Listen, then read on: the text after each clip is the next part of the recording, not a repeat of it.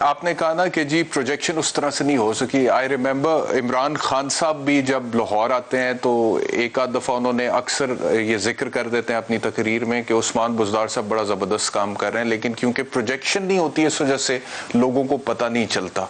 अच्छा, कुछ मामला जिनका आपने जिक्र किया उससे मैं इत्तफाक करता हूँ, but at the same time वो मामला जिनका बराह रास्त पाकिस्तान के अवाम की जिंदगियों पर असर पड़ता है, मिसाल के तौर पर महंगाई। आपने बहुत सारी बातें की ना, आप इस चीज़ को देख लें, उस चीज़ को देख लें सर, आप आटे को देख लें, आप चीनी को देख लें, आप रोटी को देख लें, आप घी को देख लें, आप दालों को देख लें। यूटिलिटी स्टोर्स में कीमतें बढ़ जाती हैं, पेट्रोल की कीमत बढ़ गई, बिजली की कीमत बढ़ गई, गैस की कीमत बढ़ रही है, तो लोग बराह रास्त इफेक्ट हो रहे हैं। वो जो कहते थे आप कि जी हम अवाम को रिलीफ देंगे, वो वाला रिलीफ तो अवाम को अभी तक नहीं मिला, बल्कि आगे भी हालात खराब होते हुए नजर आ रहे हैं। दूसरी तरफ IMF है, वो कहते हैं जी कि आप मजीद टैक्स लगाएं, वो कहता है बिजली मजीद महंगी कर दें। तो इस सारी सिचुएशन में कौन सी ऐसी चीज है जो बराह रास्त अवाम तक पहुंची और वो प्रोजेक्ट नहीं हो सकी सही तरह से आपके ख्याल? देखिए इत्तेशाम साहब, मैंने जो जिस चीज़ों की आपको निशानदेही की वो उनकी प्रोजेक्शन की बात करूं। महंगाई के ऊपर तो मैं आपको डिफेंड करने का कहीं नहीं रहा कि मैं इस बात को डिफेंड कर, महंगाई हुई है।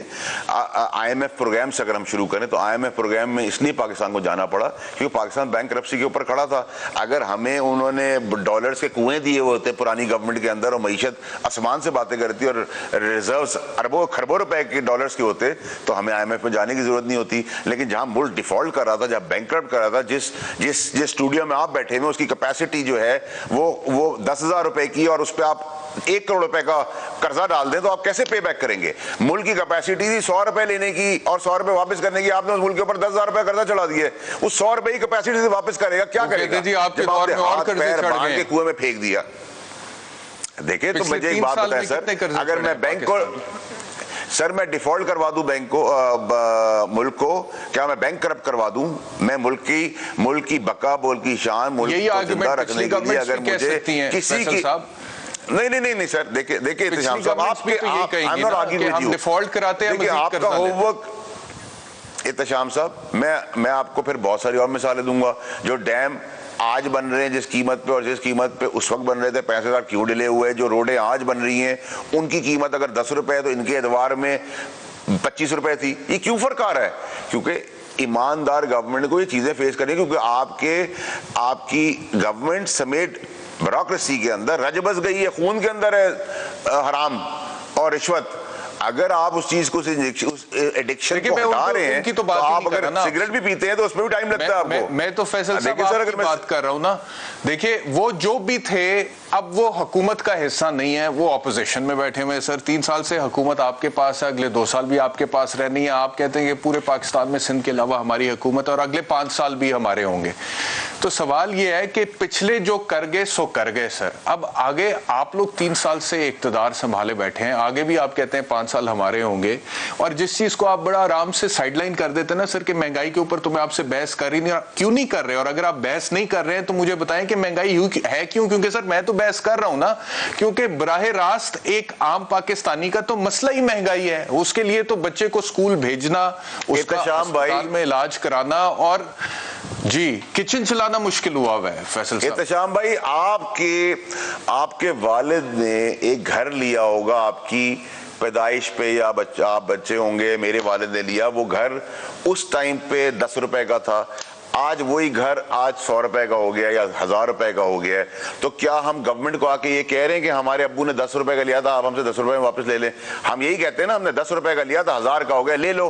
तो जहां तक अपनी चीज की महंगाई या एप्रिसिएशन या बढ़ा हो रहा है उस पर तो हम बहुत खुश हैं, लेकिन गवर्नमेंट से हम कह रहे हैं कि आप हमें, हमारा घर 10 रुपए का 1000 का हो गया, लेकिन रोटी उस टाइम पे 1 रुपए की थी, आप 1 रुपए की दें, जबकि हमारा घर 1000 रुपए का। चीजों के साथ बढ़ना भी जरूरी है। पेट्रोल की कीमत सर, जो बेचारा दिहाड़ी करता है, घर की बात छोड़ दे सर, आप अफोर्ड कर सकते होंगे, मैं शायद अफोर्ड कर सकता हूँ, लेकिन वो मजदूर जो बेचारा दिहाड़ी करता है, उसने रात को जब आटा लेना है या घी लेना है या उसने दाल लेनी है या उसने चीनी लेनी है, तो उसको आप ये आर्ग्यूमेंट देंगे कि जी महंगाई होगी ओवरऑल। आपका कोई छोटा मोटा एसेट था, आपने साइकिल आज से 5 साल पहले इतने की ली थी, अब साइकिल की कीमत बढ़ गई है, हालांकि साइकिल की तो डिटीरियोरेट हुई होगी, लेकिन मैं ये कह रहा हूँ, is this the argument that the government has to offer to Pakistan? Sir what I am saying is के सर अगर $40 पर बैरल का फ्यूल इंटरनेशनल मार्केट के अंदर 85-90 रुपए डॉलर हो गया है, मोर देन डबल हो गया है, तो मैं आपको कैसे उस कीमत पे पेट्रोल दे दूं?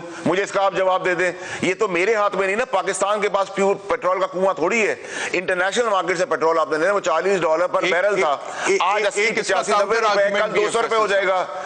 ठीक है जी सर, ठीक है, आप सही कह रहे हैं। पेट्रोल बैनुल-अक़वामी मार्केट में महंगा हो गया उससे जो नवाज शरीफ साहब के दौरे हुकूमत में था, लेकिन जो महंगाई है पाकिस्तान में वो उस तनासुब से नहीं है। मिसाल के तौर पे बाकी मुमालिक खित्ते के जहां पे पेट्रोल हमसे ज्यादा महंगा है, आप लोग अक्सर कहते हैं ना जी इंडिया में महंगा है, श्रीलंका में महंगा है, बांग्लादेश में महंगा है, वहां पर जो अशियाए खुर्दोनोश की महंगाई है वो इतनी ज्यादा नहीं है जो पाकिस्तान की है। तो पेट्रोल महंगा कर दें लेकिन अशियाए खुर्दोनोश तो सस्ती करें। उसमें मिसमैनेजमेंट है सर, उसमें मिस गवर्नेंस है, उसमें सप्लाई एंड डिमांड का मसला है। चीनी आप पहले इंपोर्ट कर देते हैं, बाद में ज्यादा पैसों में एक्सपोर्ट कर देते हैं, ये प्रॉब्लम है सर।